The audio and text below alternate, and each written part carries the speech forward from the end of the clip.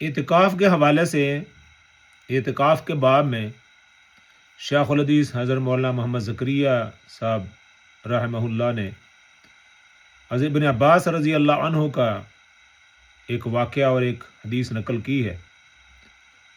بڑی دلچسپ حدیث ہے اور بڑا دلچسپ واقعہ ہے، بڑا سبق آموز واقعہ ہے۔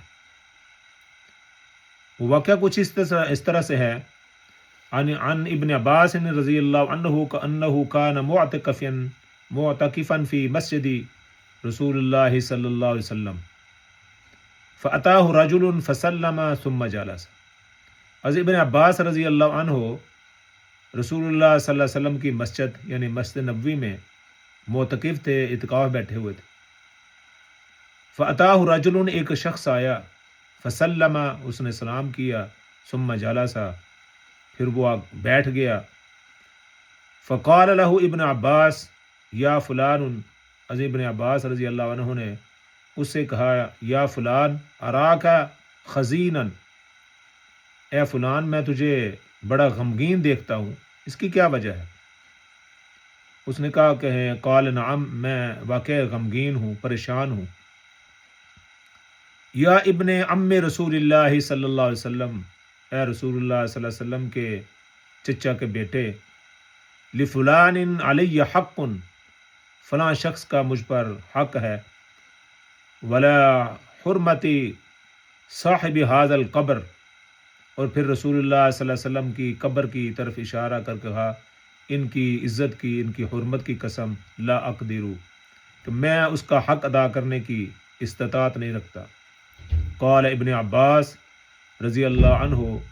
افلا اکلمہ فیک، حضرت ابن عباس رضی اللہ عنہ نے اسے کہا، کیا میں اس کے بارے میں اس سے بات کروں؟ قال احببت، انہوں نے کہا جیسے آپ مناسب سمجھتے ہیں۔ قال فانتعل ابن عباس رضی اللہ عنہ ثم خرج من المسجد، حضرت ابن عباس رضی اللہ عنہ یہ کہتے ہوئے جوتے اٹھائے، جوتے پہنے اور مسجد سے باہر نکل گئے۔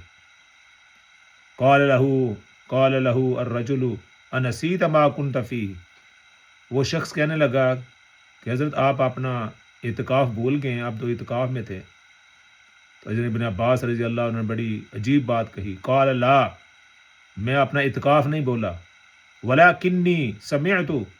صاحب هذا القبر، اور کہا انہوں نے بھی اسی طرح جس طرح اس شخص نے رسول اللہ صلی اللہ علیہ وسلم کی قبر کی طرف اشارہ کیا تھا، تو حضرت ابن عباس رضی اللہ عنہ نے بھی رسول اللہ صلی اللہ علیہ وسلم کی قبر کی طرف اشارہ کرتے ہوئے کہا، قال ولکنی سمعت، لیکن میں نے رسول اللہ صلی اللہ علیہ وسلم سے اور صاحب قبر سے یہ بات سنی ہے، والعہد قریب، اور یہ زمانہ بہت قریب ہے، یعنی یہ دور کی بات نہیں ہے، یہ بڑی کل کی بات ہے۔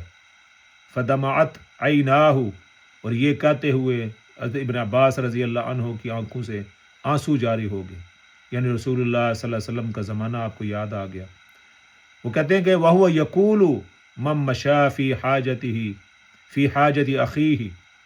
کہ رسول اللہ صلی اللہ علیہ وسلم نے یہ فرمایا تھا کہ جو شخص اپنے کسی بھائی کی حاجت کے لیے نکلتا ہے، كَانَ لَهُ خَيْرًا لَهُ من اعتکاف 10 سنین، اس کے لیے جو شخص اپنے کسی بھائی کی حاجت کو پورا کرنے کے لیے چلتا ہے، جاتا ہے، فرمایا کہ 10 سال کے اعتکاف سے زیادہ افضل۔ مجھے اپنا اعتکاف یاد ہے، لیکن جو رسول اللہ صلی اللہ علیہ وسلم فرمایا کہ 10 سال کے اعتکاف سے زیادہ افضل ہے کہ اگر آپ کسی حاجت مند کی حاجت پوری کرنے کے لیے، اس کی مصیبت کو دور کرنے کے لیے، اس کی پریشانی کو دور کرنے کے لیے اس کے ساتھ چلتے ہیں، تو رسول اللہ صلی اللہ علیہ وسلم نے فرمایا کہ 10 سال کے اعتکاف سے زیادہ افضل ہے۔ تو جہاں ہم اعتکاف کرتے ہیں، نماز ادا کرتے ہیں، روزے ادا کرتے ہیں، اور اسی طرح صدقہ خیرات کرتے ہیں، اسی طرح ہمیں اس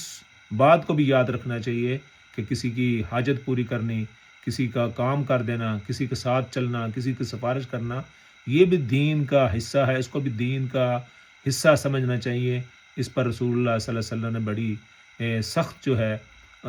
اس پر اپنے ارشادات فرمائے ہیں، تو اس بات کو بھی یاد رکھنا چاہیے